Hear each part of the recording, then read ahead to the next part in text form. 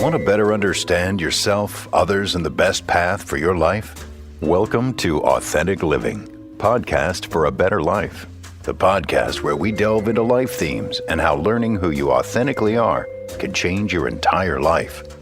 Here are your hosts, John Boris and Kim Eley. Hello. Welcome back to another episode of Authentic Living Podcast. And we are super excited. Your co-hosts, of course, are myself, Kim Eley, and also John Boris. Hello. Hello. And we are delighted today, John, to have a special guest speaker with us, a gentleman named Jonathan Rogers. And apparently, you two have worked together since about 2008. And so Jonathan has been at the beginning, the origins of Authentic Systems. And because y'all have known each other for a while, you've also watched, Jonathan, how Authentic Systems has impacted others. So let's kick off this discussion. Super excited. So tell me, how did you two meet? We were at a business gathering here in Monterey where it's supposed to be mutual benefit. You know, you scratch my back, I scratch yours type thing. He discovered that I was a graphic designer and web designer, so he wanted to revamp his website. And typically I have to know my clients pretty well and know what they're all about in order to represent them accurately online. So I had to dive into what his offering was. And of course, it was right within my wheelhouse. I've been a lover of psychology since, well, time immemorial, whatever. And he taught me a lot about philosophy, and I didn't realize that I would be a lover of philosophy, and it's absolutely vital, I think, to everybody's life. So that was the beginnings of that, and I kind of never left, you know? Fantastic.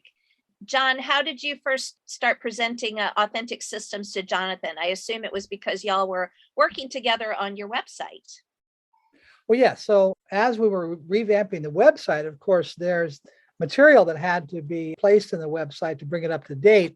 So in that, I was teaching him as we went along, and then he would absorb so much, and then we go to the next stage and next stage and next stage. But what was very good is that he was willing and happy to learn, and that helped me. And so together, you have a very accurate portrait of what Authentic Systems is about. Awesome. So let's dive into that, because we want people who may be new listeners to learn more about Authentic Systems. So, Jonathan, you were sharing with me before a little bit about, I'm going to call it the origin story of Sure. Authentic Systems. Yeah, absolutely. So tell us a little bit about that. Well, John can go into the very early stages of that, where he was a cold call salesman, quite effective using his newfound system that he learned from philosophy. But when I came along, I was noticing all these, what he called authentic identities that he had previously identified throughout the years of interviewing people. And I kind of saw a pattern. And I was kind of obsessed with the symbolic creatures that were showing up. I have a fundamentalist upbringing within Christianity. And so I noticed that these authentic identities that he discovered lined up, in my mind, authentically with these things called the four living creatures that appeared in Ezekiel and in Revelation. So both in the Hebrew scriptures and the Christian Greek. And so I asked him a simple question. I said, do you think these would all fit under four categories? And he goes, well, what are those? And I said, well, love, justice, wisdom, and power. He goes, let me think about that for a while. I think it was like a week or two later, he comes back, he goes, where'd you get that from? You know? Right. And I said, it just so happened that it came from the Bible. It's like very fascinating because they all fit perfectly under those four categories. And so later on, we needed a name for it that would be palatable to the public. And then kind of brainstormed it, and they're like, well, it kind of dictates how you view life. Mm-hmm. Why not call it a theme or a life theme? Mm-hmm. And so that's how we got the four life themes. Oh, outstanding. And John, when Jonathan first approached you with that and you went away thinking, what was your thought process? What did you cogitate upon? Well, what I had to do was find other validating sources. And so discovered in archaeology, their archaeologists has discovered that in shamanism, they also describe human nature in 4 categories. They use the mother, teacher, visionary, and warrior. And that corresponds perfectly with love, justice, wisdom, and power. And then I started looking at the philosophers of the past, and there'll be a lot of information or let's say subject in epistemology dealing with politics and power, dealing with what knowledge is, dealing with morality, which is the justice quadrant. And of course, they get involved in self-identity, self-awareness, which is the love quadrant. So it seems that no matter where you go in history, you always have these 4 topics come up, even in science, which is very important to me, so that I can have validation across the board. And I did. That's the point.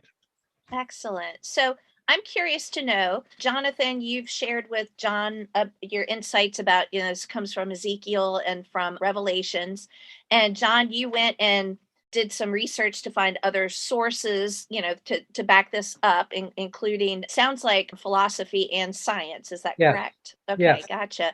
So tell us, because now, you've got this amazing assessment that you give to people. What was the evolution? Did y'all collaborate on the assessment? How did that come about?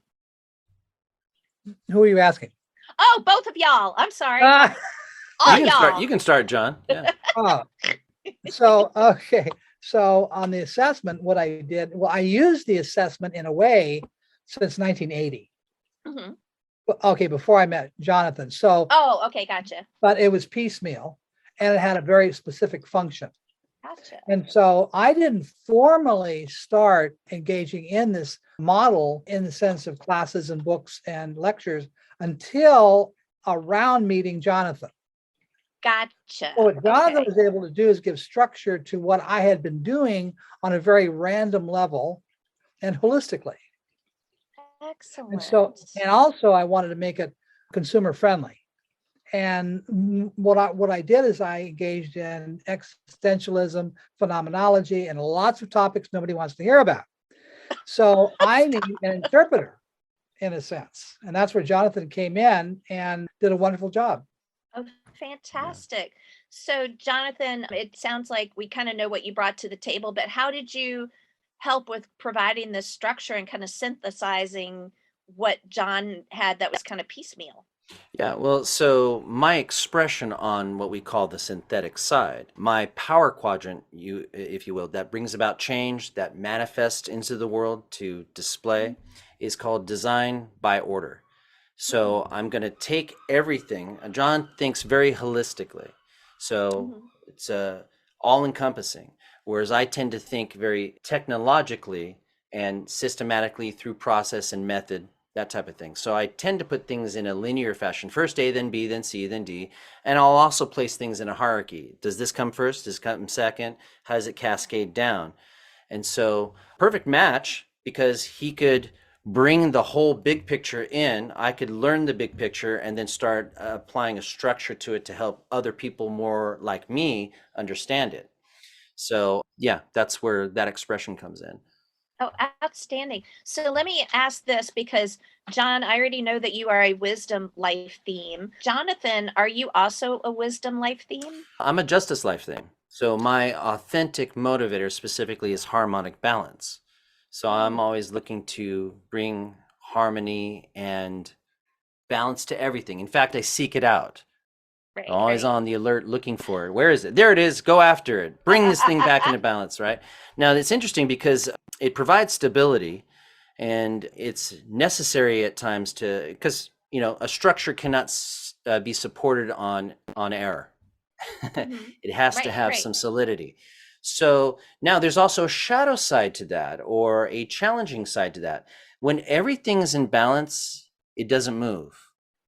Mhm. You're in the moment, you're in the now. There is no motion going anywhere. And so you cannot in life have perfect balance. That's why it's always a perpetual need. Imbalance will always exist. Therefore, someone like me needs to come in and bring things into balance. And then when I turn my back, it'll go back into imbalance again, then have to go back after it, bring it back in, So it's this perpetual need. Now, on that authentic side of my motivator being harmonic balance, there's a wisdom quadrant, and I happen to be technical knowledge. So that's my specific facilitator of harmony and balance, comes through what I know and appreciate about technology. And so I guess that's the best description, using the system itself to describe what I'm up to.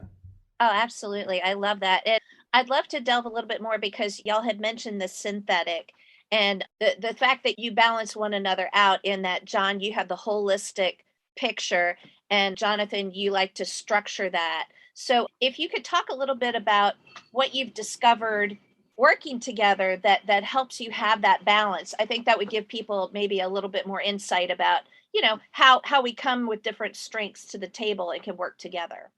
John, you can go first on that one. Oh, okay. So the idea is to give Jonathan an overview of what I'm up to. And it doesn't have boundaries. They're just fluid ideas. So the other is I'm using usually language that is very much foreign to most listeners.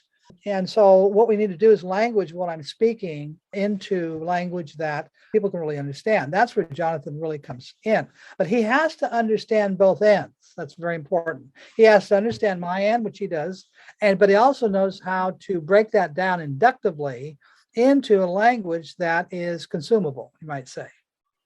Yes. So that works out very, very well. And that's why we've been together since 2008. So this is what my mission has been, is to bring it to the public. And I needed someone like Jonathan to do that. Fantastic. I love that. Yeah, it's well said. I don't know if I can add anything to that. Oh, okay. That was well said. Thank you, John.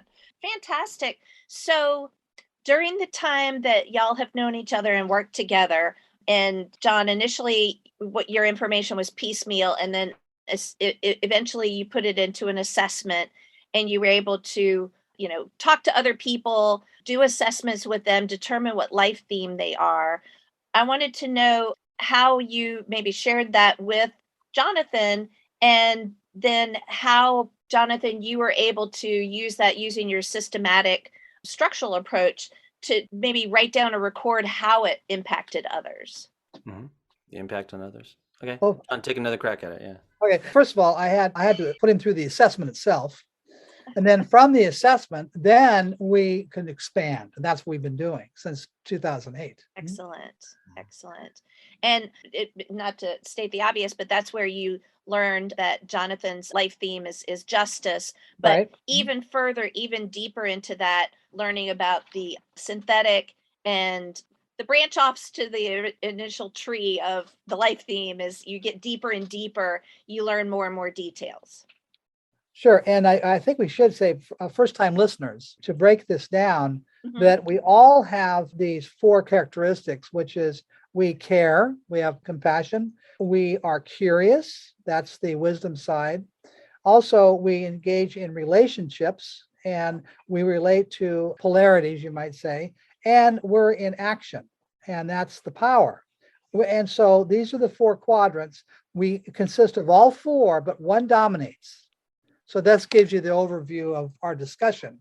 And the synthetic side is the physical side, the abstract side, or I should say the authentic side is the abstract side. So to keep them separate, because they have different functions. Excellent. As you both have worked together, I'm curious to know, Jonathan, what you've observed.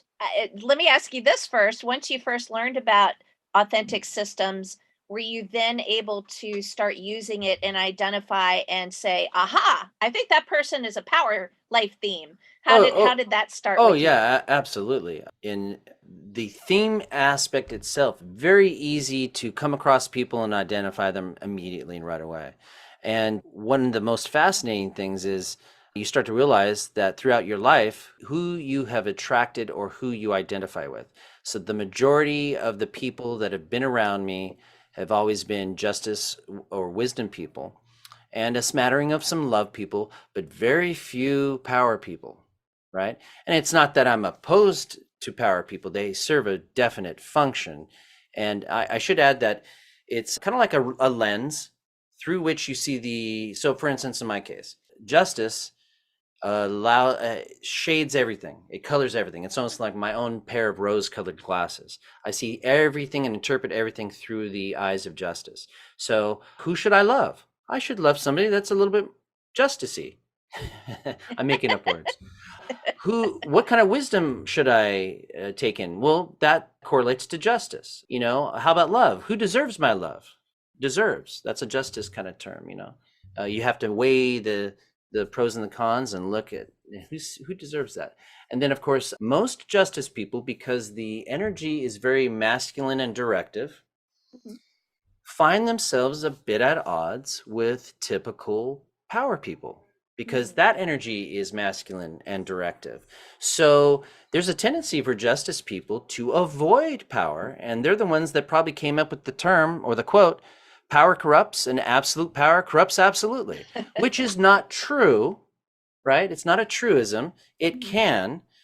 And what most justice people need to realize is that they are the best suited, in my opinion, to take on the role of power, because they're going to be so conscientious and so sensitive, and they can even break their heart if someone came to them, you know what, you abused your power. Like, they'd be devastated with that knowledge because it's so opposed to what they're up to. And so power people are definitely the change agents of the world. They're the ones that, like, come on, let's just hurry up and affect change. Let's get out there and make things happen and move it. It's the action quadrant. So there's a little example there for you from the perspective of a justice person. Absolutely. And John can give you the perspective of the lens of wisdom, like who he chooses to love is based in wisdom. What he finds fair and just, it comes from the perspective of wisdom, and so on and so forth. Yeah. Fantastic. I'm going to jump in here real quick because we're heading towards a break. I did want to say real quick, I think we should pick back up on that, but the Justice Life theme, and tell me if I'm saying it incorrectly, John, is really a combination of wisdom and love. Yes. And so that's the reason why there's that balance, and also why, like how you were saying it, the justice people would make good people to have in power, because you do have that balance and you're weighing it between the head and the heart, basically. Yeah. So, and I would say, I come up with this idea, and I believe John agrees with this, that in love is the starting of everything. You must first care about a thing to desire to have it come into existence. You have to pay attention. You have to focus on that. Now, and this kind of all happens like a big bang, like all at once, but I have to describe it to other people as a linear step process, because that's who I am. There we go. Awesome. I'm going to jump in right here. We're going to take a short break, and we will be right back. After a quick break, John and Kim will be back with more of Authentic Living, podcast for a better life.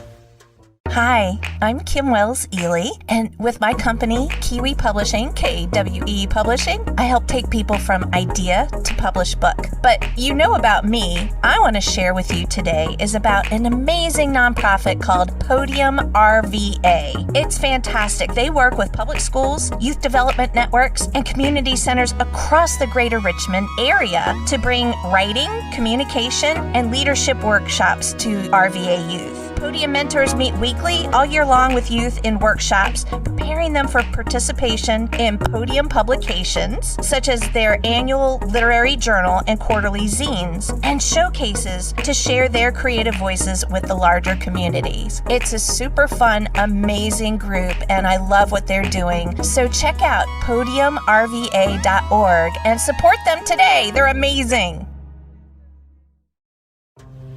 Welcome back to Authentic Living, podcast for a better life. Here's John Voris and Kim Eley. All right, fantastic. Glad y'all are still with us. Here we are. We are talking with Jonathan Rogers.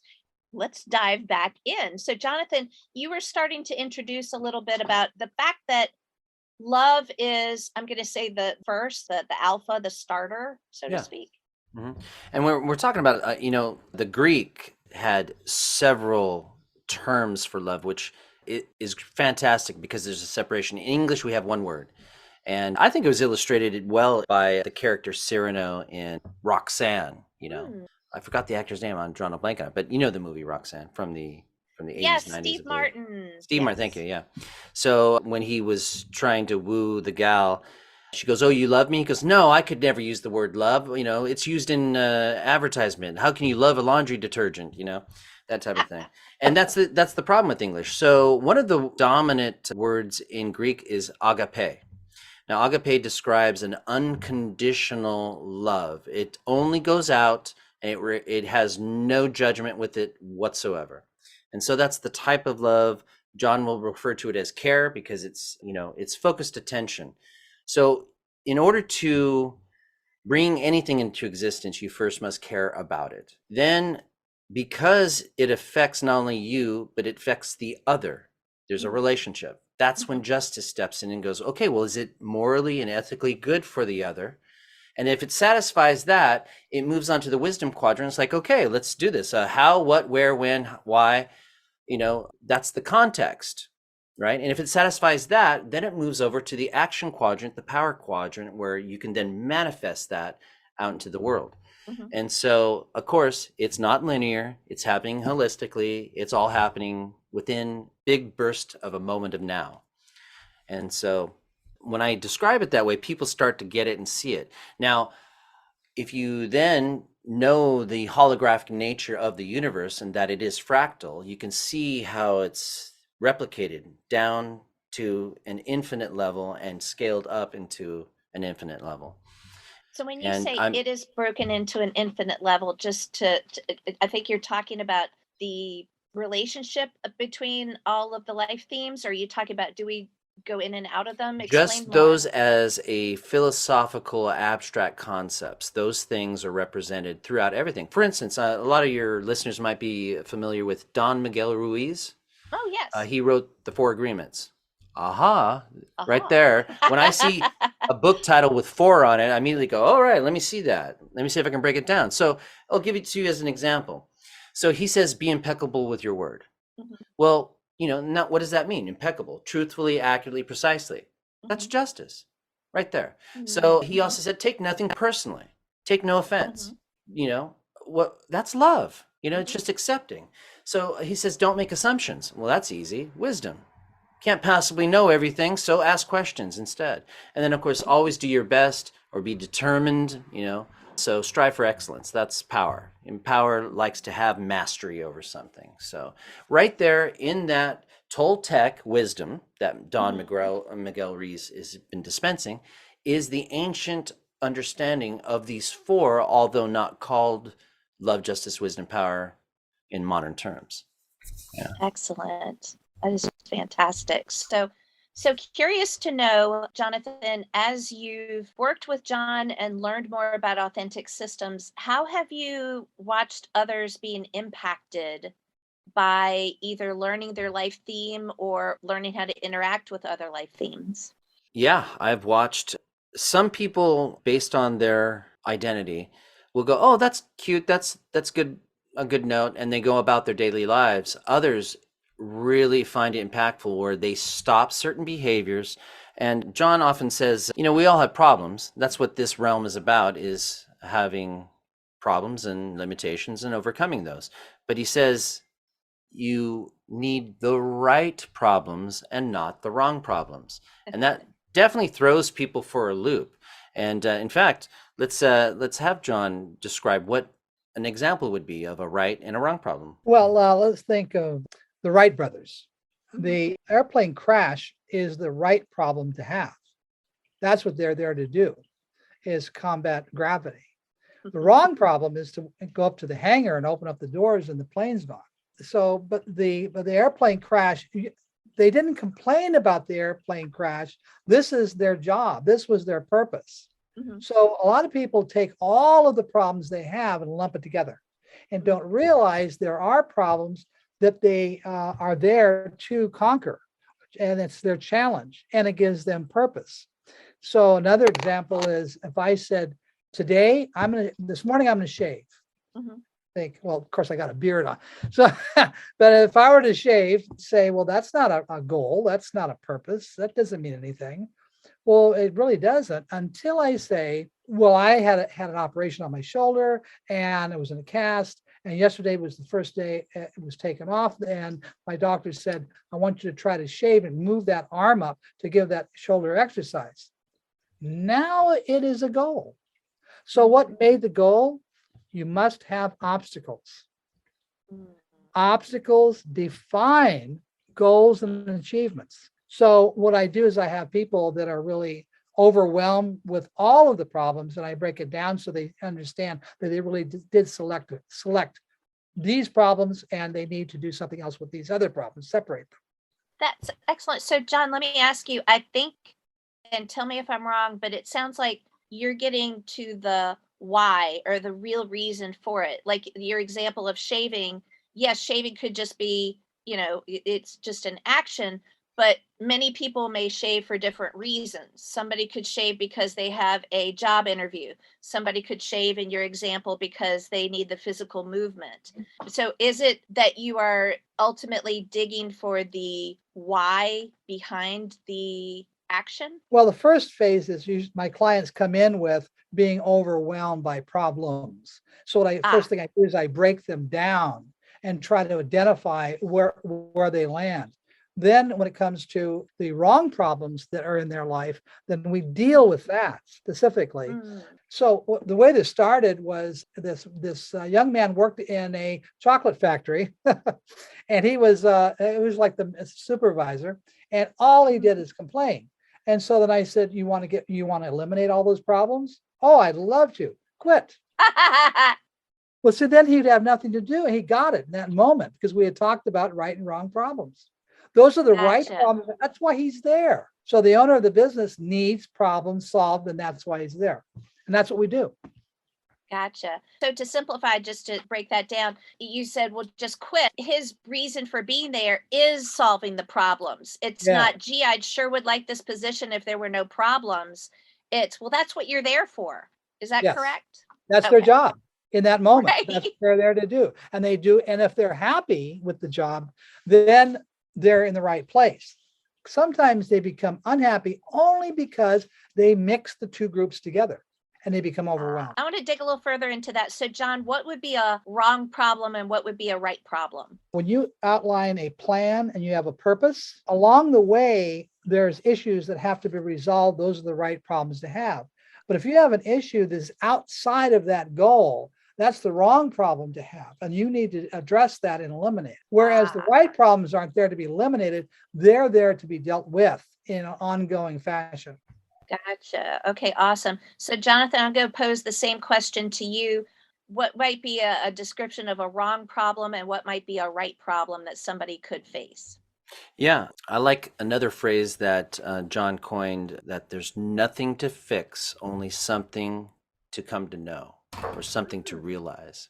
Mm-hmm. And so a lot of times people will say, I've got this issue and that issue, and these things are taking place, and there's something wrong with me. I'm obviously flawed, and I can't get along with people or whatever. And it's, well, you're probably just looking at it differently. And, in fact, do believe John taught me this illustration about the bus stopping at the hospital and picking up father and two children. Immediately, the kids are disrupting everybody, running up and down the aisle, screaming, and all. And the father's just sitting there going, he's not doing anything.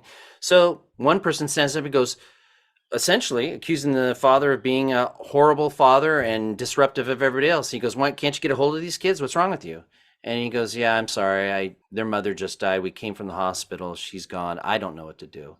And immediately that's a shift in viewpoint. It's like, this guy's got a free pass. He and his kids, just let him go. And so when you learn who you are and you know that there's something called right problems and wrong problems, and that there's nothing to fix, all there is a shift of perspective. You can even stay in the same job and shift your perspective. Or maybe it's best to get out of that job because you're a love person and you really care about people, yet your boss is telling you, forget the people, give them this piece of information up here that's counter to you. And it actually hurts people. Well, in good conscience, you can no longer do that job. It's best to get out. I would say, excellent. Jonathan, we talked before about you immediately identified authentic or the life themes from authentic systems. Do you use authentic systems in your everyday life when you meet someone I personally do this. I'm constantly thinking, "Oh, I think this is a power person." Or Mhm. so, are you doing that? And how do you use it in your personal and Oh professional life? yeah, now it's just automatic, Yeah. and what it offers too is a lot of patience, because it's not like, oh, I don't like this person. This person's annoying. It's like, how fascinating. Wow, look, and if anything, you have more understanding. I sometimes refer to it as pity, but it could be empathy or sympathy, where it's like, oh, poor person doesn't get it. They're just, if they only had knowledge of who they truly were, they could really navigate this space. So for me, yeah, it's very quick. I can walk down the street and start spotting life themes. What's a little bit more difficult for me and what I'm still learning is a person's authentic motivator, excuse me, Mhm. which is their specific mode of that theme. And one of the facets that should be covered is that there's, and this is what I'm really bringing on board now for myself, is Mhm. identifying abstract versus physical results oriented people, Ooh. because that's a true communication style. Now, Mhm. John happens to be abstract results. Mhm. That's what he wants to see kind of at the end of the day. I want to see physical results. Mhm. So I'll give you an example of that, because two people can be up to the very same activity, Mhm. yet in that moment up to very different things. So I have a friend who sings, Mhm. and she sings quite well. She's in a band with me. I sing. And so what I'm doing is I'm listening physically for the notes, and I'm trying to adjust myself and or try to get it as precise as possible, because I Mhm. want no dissonance, no disharmony to the listener's ear. And then as a byproduct of that, if I enjoy myself, I win, right? But Mhm. really, I want them to have the best physical experience possible. And then from that arises an abstract emotion or feeling within them. Mm. Whereas my friend, she is singing in the moment and feeling good about herself and enjoying. And as a byproduct, if the audience enjoys themselves, then that's great. Excellent. I And think John can explain it a little further on that. We did a good job. Another way to approach that, especially with couples, mhm. is my wife, for example, will call me up and say, by the way, I picked up your laundry and you don't have to worry about it now. That's physical. I'll call her up and say, how'd you like to go out to dinner tonight? So I'm going to prepare an abstract atmosphere. But she gets to say, you never do anything around the house. And I get to say, you never called me up for dinner. Right. So this is how couples don't communicate. And I've actually Nice. solved issues like this with couples. You're doing the same thing. You're both showing affection, but one's listening for the physical, the other one's listening for the abstract. So now I have to consciously do things around the house, and she has to consciously make it a point to give me a call and go out to dinner. Mhm. It's beautiful. It's great. You don't And it have that conflict. yeah, it eliminates resentment too. So I was with a partner, and man, why isn't she cleaning the kitchen? Why isn't she cooking? Why do I have to pick up the cooking and the cleaning? And it was getting frustrating, and you would start kind of storing up resentment. As soon as I found out that she was abstract results, everything went away, because she's incapable of that. Not to say that she can't actually do those things. Right. It doesn't occur. It's not immediate. So Right. some might accuse her of being thoughtless or lazy or whatever, but all that goes away when you realize, oh, it's not their mode. It doesn't happen so quickly for them as it would for me. Okay, cool. You don't turn to someone that's mentally deficient that requires 24-hour care and say, do your math problem or do my accounting. You wouldn't request that of that person. And it's not to minimize abstract people at all. I'm not Right. saying that they're inferior to physical results people, but that's just an example. Yeah. Yeah. So one aspect that does happen through this process is what I'm really searching for is self-acceptance and the Mhm. acceptance of others. Because once you realize if you're an abstract person, that's fine. We need them. And we also need physical result people. So once you identify each other, you realize that you can actually work together and you are given responsibilities that you're best at. You're given other responsibilities that you're best at. Then the accumulated effect is success and what you're up to. Fantastic. I love it. This is a good place for us to stop, although this is fascinating. I could go on much longer, but I do want to say thank you to our listeners, and thank you, Jonathan, for joining us today. Thank you. And Great to be on the show. Oh, absolutely. John, if anybody is interested in reaching out to you or having a conversation or an assessment, what's the best way for them to get a hold of you? My email, john@authentic-systems.com. Fantastic. And thank you to the listeners. And listen, we would love to have your questions. So feel free to reach out to us and share your thoughts. But gentlemen, thank you both so much. This has been really interesting. Oh, Thank you for having me. Yeah. This concludes another episode of Authentic Living, podcast for a better life. Thanks for spending time with us. Hope you join us again soon.